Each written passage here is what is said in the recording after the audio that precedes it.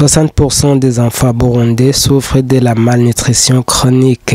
Dans une conférence de presse de ce mardi 16 avril 2019, Faustin Ndikumana, président de la PARSEM, lance un appel vibrant aux autorités afin que les conditions de vie, surtout des enfants, soient améliorées. Suivez.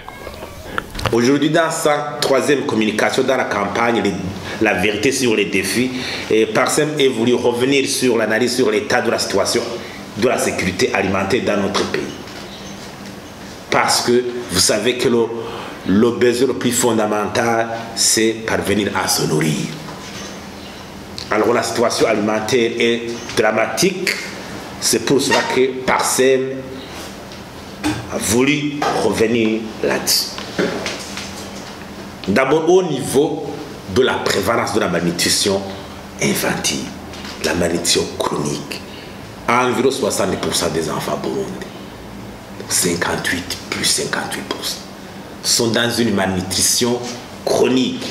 Et la plupart sont dans la malnutrition chronique, dans la forme la plus sévère. Et vous savez, le seuil d'alerte de l'OMS est de 40%. Un pays qui arrive à une malnutrition chronique de 40%, c'est l'alerte à l'OMS. Mais chez nous, nous tendons vers 60. Avez-vous déjà entendu l'alerte des autorités sur cette situation? 70% des enfants vivent dans les ménages les plus pauvres. Donc ils vivent le problème de satisfaire leurs besoins les plus élémentaires. Au niveau de l'anémie chez les enfants de moins de 5 ans, de 0 à 59 mois, 45%. La norme, c'est de 5%. Nous avons un indice de la faim le plus élevé en Afrique, 40%, qui approche 40%. L'insécurité alimentaire au niveau global qui touche environ 70% de la population. C'est-à-dire que 7 Burundais sur 10 ont toujours un problème de satisfaction au niveau alimentaire. Un repas, 2 repas. Là où la situation aussi se fait remarquer, c'est l'insuffisance calorifique. Actuellement, elle est fixée à moyenne, à niveau c'est 2100 kcal par personne par jour. Mais au Burundi, nous sommes à 1600 moyenne. Là aussi, on en appelle la diversité alimentaire. Quand ici, chez nous, on dit la récolte de la patate douce a été bonne, on en consomme 3 mois. La patate douce, pour attendre la récolte du maïs. Et on peut voir, on dit que la situation alimentaire, que la production a été. Il y a la diversité alimentaire, combien de fois les repas, la teneur. Mais tout cela on occulte. Un enfant qui doit prendre la patate douce à chaque instant avant d'aller à l'école.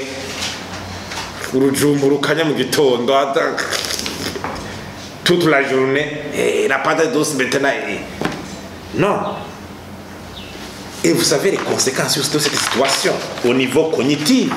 Le cerveau d'un enfant qui est dénoué. C'est un fait où même les réseaux, les synapses, les relais synaptiques sont vraiment bien intégrés. Si vous regardez le cerveau d'un enfant mal nourri, c'est horrible. On dirait un réseau déjà déchédé. L'apprentissage, la capacité d'apprentissage. La forme physique des enfants aujourd'hui, où un enfant atteint 10, 15 ans sans croissance normale. Les abandons scolaires, l'état des abandons scolaires aujourd'hui. Là où il n'y a pas vraiment cette situation où le PAM, où l'organisation PAM, Programme alimentaire mondial, essaie de sauver la situation. Vous savez, c'est même le PAM qui doit intervenir. Nous n'avons pas même cette capacité nous-mêmes à nourrir nos enfants dans l'école primaire. Et nous voulons occulter ça. Sans oublier quand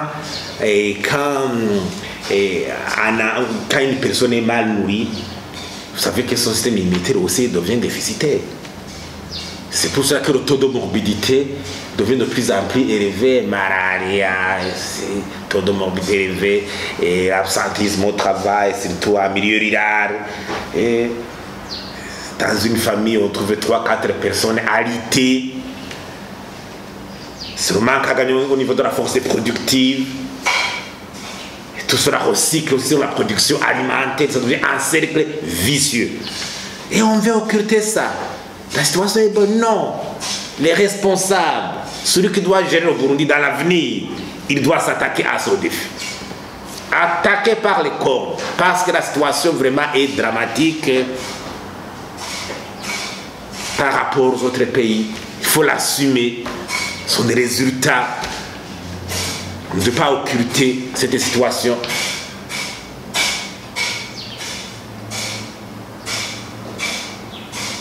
C'était très récemment quand on était en train d'évaluer la mise en application des nouveaux objets de développement durable. On nous a projeté vraiment, je me souviens, 2 cerveaux. Un enfant bien nourri, un enfant mal nourri. C'est horrible.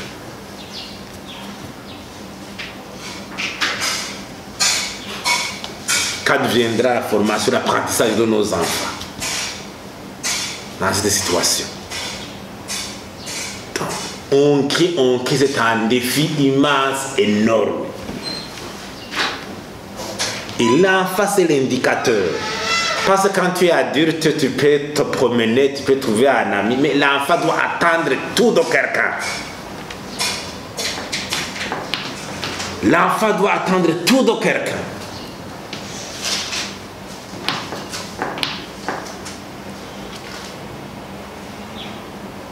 Si nous ne pouvons pas permettre nos enfants de naître, de grandir dans des situations vraiment soutenables, acceptables, on ne peut pas se dire.